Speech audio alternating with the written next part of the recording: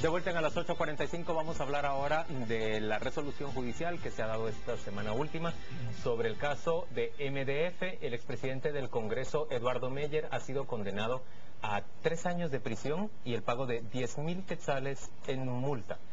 Él ha sido condenado no como responsable directo de la desaparición de esos 82.5 millones de quetzales. En cambio, Raúl Girón, el exgerente de la organización MDF que recibió estos fondos, él ha sido condenado a 24 años de prisión y al pago de esa suma que ha desaparecido de los fondos del Congreso.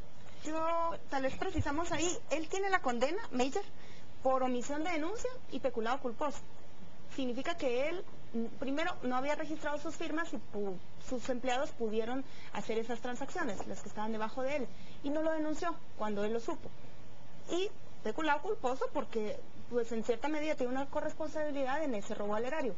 Pero me llamó la atención cuando hablaban esta semana de si la ley de enriquecimiento ilícito, que también fue noticia esta semana y que no hay manera en que finalmente la conozcan en el Pleno, hubiera estado vigente, él por no haber denunciado, la pena que se habría podido pedir hubiera sido mayor.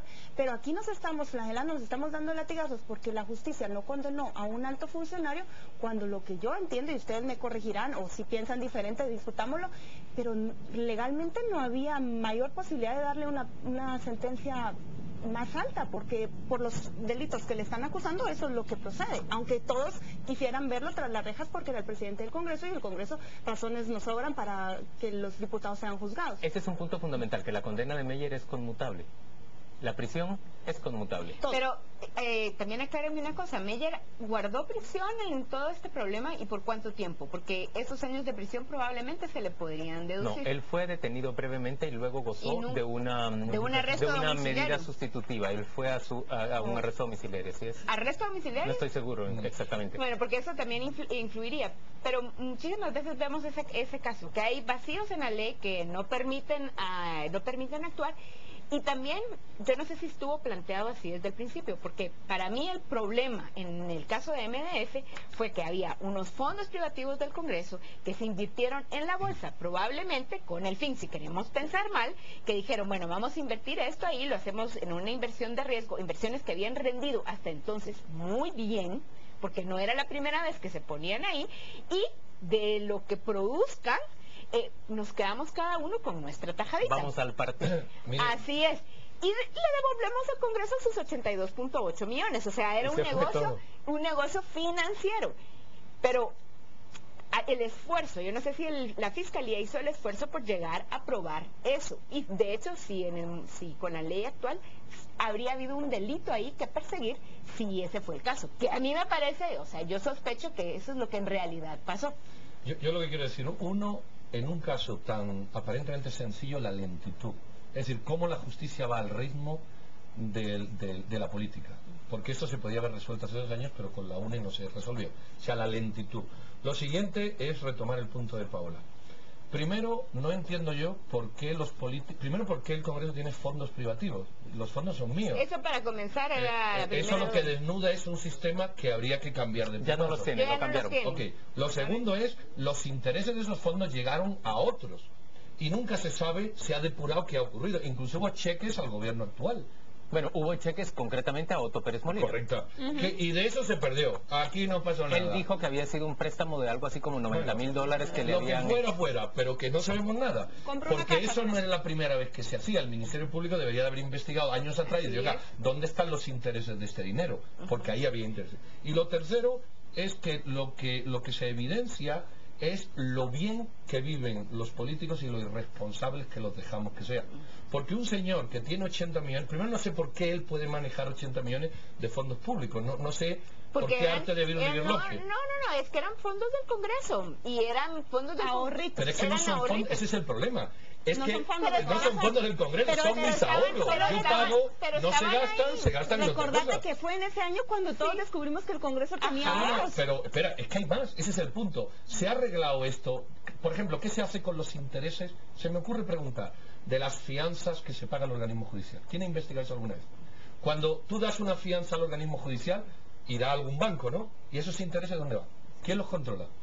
Bueno, pregunta número 1. Bueno, pues si la respuesta de rigor... No sé, yo no me la sé, pero se la va he para investigado. las arcas del organismo judicial. Y aquí era Pero, lo mismo, ¿cómo pero que, no pero lo sabía. tienes el punto? yo ¿Por entiendo. qué a las arcas? ¿Quién maneja eso? Si nadie... Aquí estamos 4 profesionales, yo semiprofesional de esto, o semiaficionado, y ninguno sabemos esto.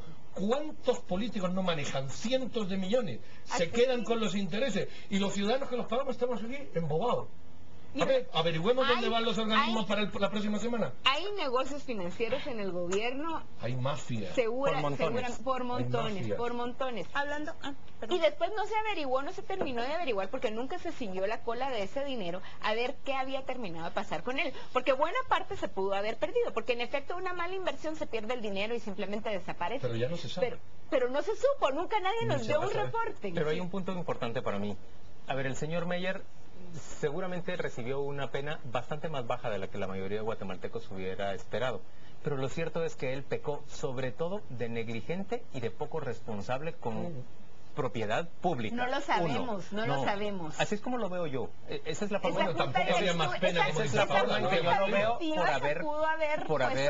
por haberse hecho cargo de un secretario privado que venía del presidente anterior. Y por haber aceptado que ellos manejaran unas cuentas que debió haber manejado directamente el presidente del Congreso o un ente administrativo profesional. Eso en primer lugar. Pero yo creo que aquí el principal responsable es Rubén Darío Morales, el que era anteriormente presidente del Congreso y que llegó a recibir más de 300,000 quetzales de dividendos o de... Él está pendiente, ¿no?, de juicio. Él está pendiente todavía de ir a juicio, pero a mí me parece que ahí sí se tiene que hincar el diente verdaderamente. Bueno, miren, y se tiene que hincar el diente en eso. ¿Dónde está el dinero? Hubo $25,000 que le habían congelado en una cuenta en Estados Unidos a Raúl Girón. Como pasó el año y no informaron que él seguía bajo proceso, celos ya no pueden volver a pedírselo a Estados Unidos. Señores. Y otra cosa, los prófugos, el señor Conde, los administrativos de MDF, los el altos señor funcionarios. Sánchez, pero el señor Sánchez creo que lo atraparon en los Estados Unidos y están pendientes de pero Conde los... Una pregunta para todos. ¿Ustedes esperan que se apruebe sí o no la ley de enriquecimiento ilícito? Segunda pregunta, ¿ustedes creen que si se aprueba va a tener alguna utilidad? Eso es otra cosa. Se va a aprobar por presión, espero. No sé si se va a aprobar bien, es decir, con el contenido que todos esperamos, y no va a servir para mucho. Ay, no, a mí, yo no sé, no me gusta dar pronósticos de ese tipo porque en el Congreso puede pasar cualquier cosa. Ahí se ve la imagen de Alexander Castillo. Ahí está Alexander Castillo, pero me impresionó esta semana la presión que han ejercido grupos sociales, la academia, funcionarios de... Pero no se oye en el Congreso, Paola. Pero es una presión que, miren, a mí me alienta un poco, porque en cierta forma hemos dejado de quedarnos callados y aunque sea un granito de indignación. Sí, yo apoyo a Paola. A ver, a mí algo me alienta, pero por ejemplo yo oigo a la fiscal general, a quien le puedo reconocer mucho mérito en muchas cosas, la oigo que sale a pedirle a estos señores que aprueben la ley de enriquecimiento ilícito, pero con las herramientas que ella ya tiene en la mano podría estar haciendo muchísimo más de lo que se está haciendo para luchar contra la corrupción. Y creo que más que una exhortativa de su parte, sería muy útil, por ejemplo, que llevara al señor Paniagua frente a un tribunal ahorita, al presidente de Fonapaz o al director de Fonapaz. O a ese alcalde que están viendo las ONG. Este otro tu amigo. Ya que Mío, por favor. Ni entrevistado, señores. Ya que se menciona el en la casa del abogado. Vamos a ganadores y perdedores.